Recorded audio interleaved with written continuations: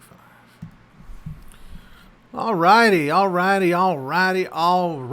What is going on, everybody? Welcome to Movie Endings Explained here, where we are discussing Pirates of the Caribbean, Dead Men Tell No Tales, aka Pirates of the Caribbean 5. Now, what I'm going to do in this video is I'm going to go over the ending scene from a certain point, and then we're going to discuss the post-credits scene, okay?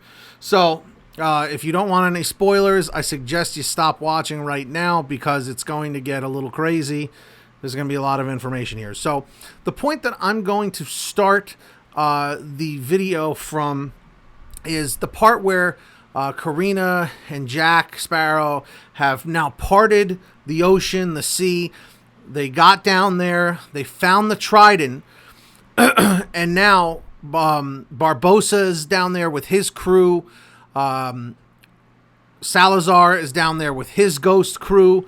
Everybody is down there trying to get to this Trident. So then Salazar ends up getting the Trident, and he's using it now to to try and try and like hurt everybody, if you will, And at this point, what's going on is the Trident is cut in half. And what happens when the Trident is cut in half is the Trident is the thing that holds the curse of everything, curses all over the world or whatever, or at least in their world, like the curse that Salazar is a ghost with his ghost ship and his ghost crew, that gets broken.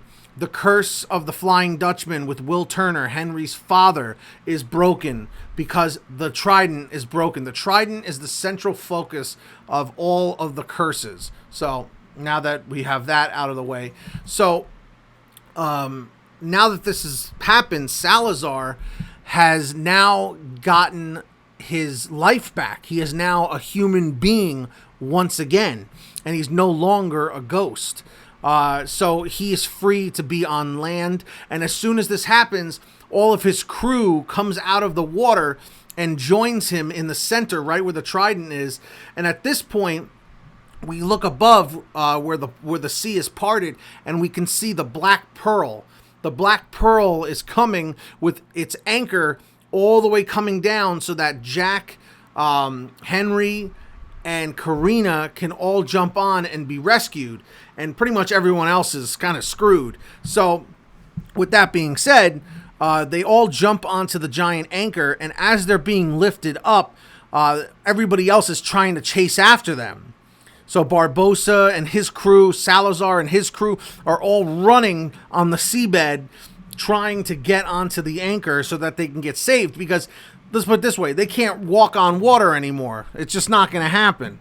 So with that, Jack, Karina, and Henry all jump on top of the anchor. They're being lifted up, and as this happens, you see Salazar and Barbossa jump onto the anchor as well. And when this happens, everyone is like, oh no, we have a huge friggin' problem, which is actually the case. They do have a big problem because Salazar really wants to kill Jack Sparrow. That was the whole point, really, of the movie, is that Jack Sparrow was to be hunted down by Salazar as revenge for basically putting the curse on Salazar. So, at this juncture, what ends up happening is Barbossa realizes, hey, what am I going to do? Do I try and save myself, or do I try and save my daughter? Because we find out just before this part that Karina is actually Captain Barbossa's actual bloodline daughter that he put up for foster care when she was born. So pretty crazy with how that worked out. But on top of that, another thing that there is to consider is that Barbossa realizes, hey, I need to do something here.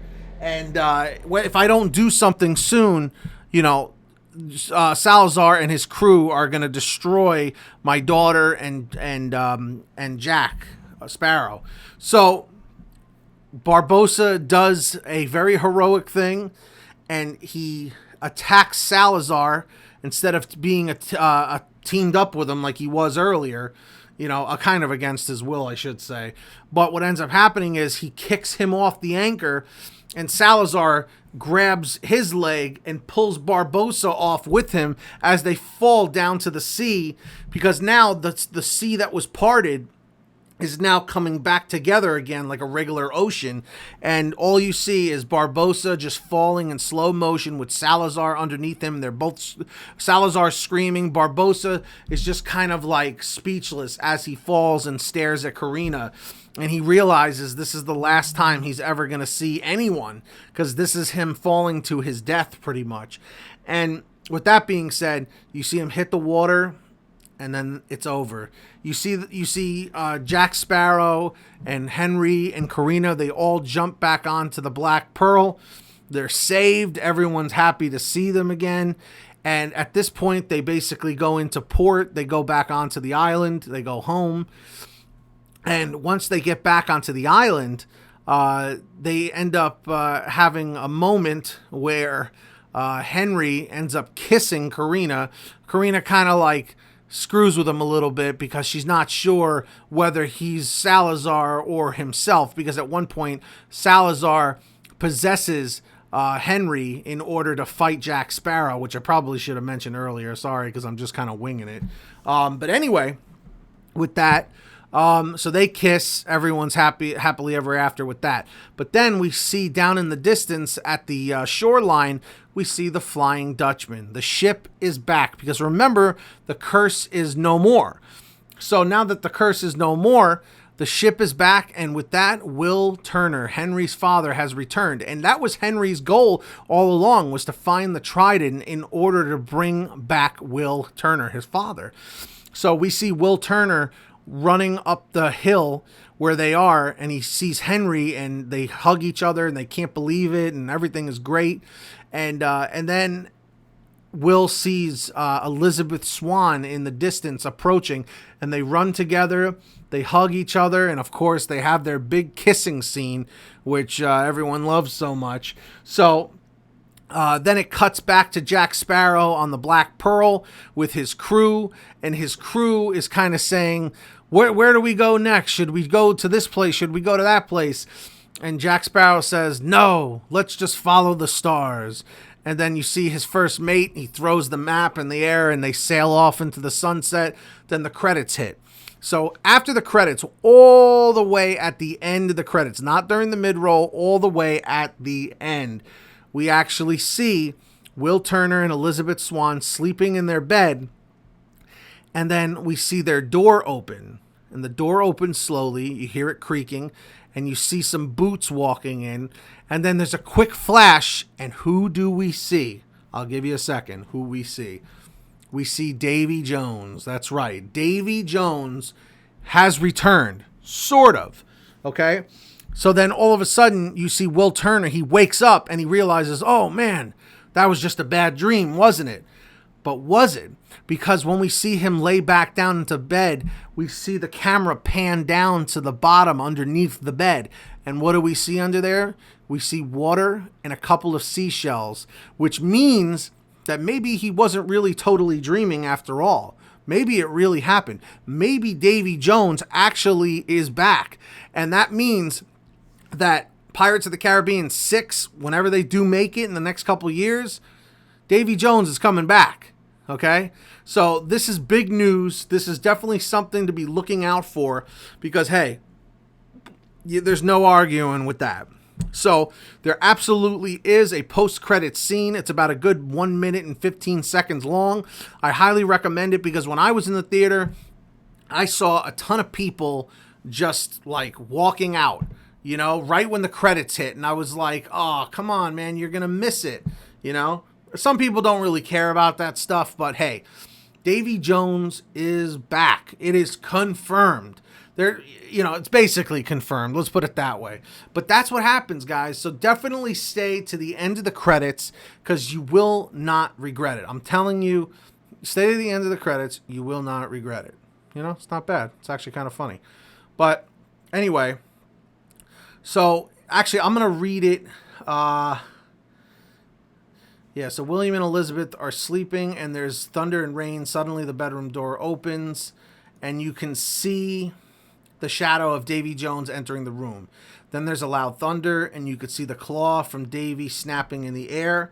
William wakes up and looks around the room, but it's empty. He turns on his side to hug Elizabeth. The camera goes down slowly, and you see on the floor there's a puddle and some shells, probably from Davy.